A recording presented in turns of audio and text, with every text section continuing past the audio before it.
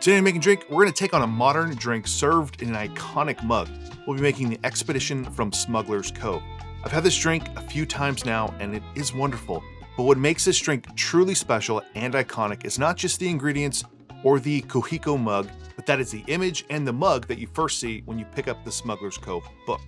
The cocktail was created by Martin and Cate as a tribute to Don the Beachcomber by bringing in elements of Don's past and those inspired by him. Bourbon signifying Don's roots to New Orleans, citrus and honey from his time in Southern California, and then adding coffee in as the Mai Tai does in the Black Magic cocktail, which was a drink created by Don's most successful disciple, Mariano Liquidini. To make the expedition, you'll need lime juice, cinnamon syrup, honey syrup, vanilla syrup, club soda, coffee liqueur, a black blended rum, and bourbon.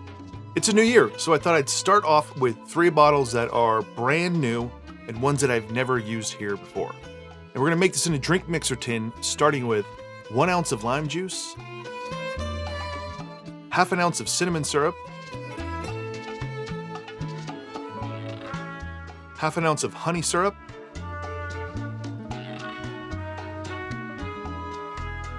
quarter ounce of vanilla syrup,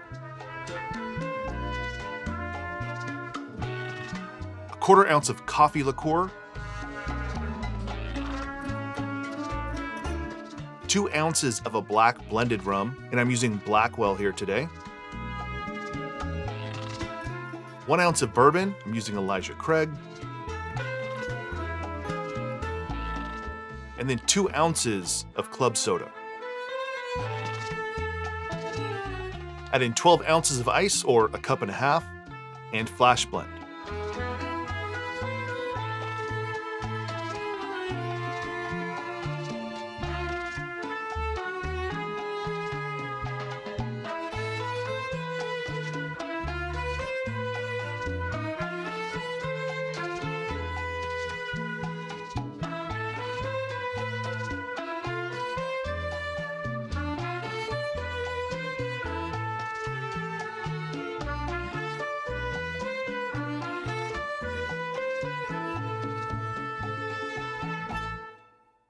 If you ever have the fortune of going to Smuggler's Cove, I suggest ordering the drink and buying the mug. You get a slight little discount, I think, on the mug. So let's try it.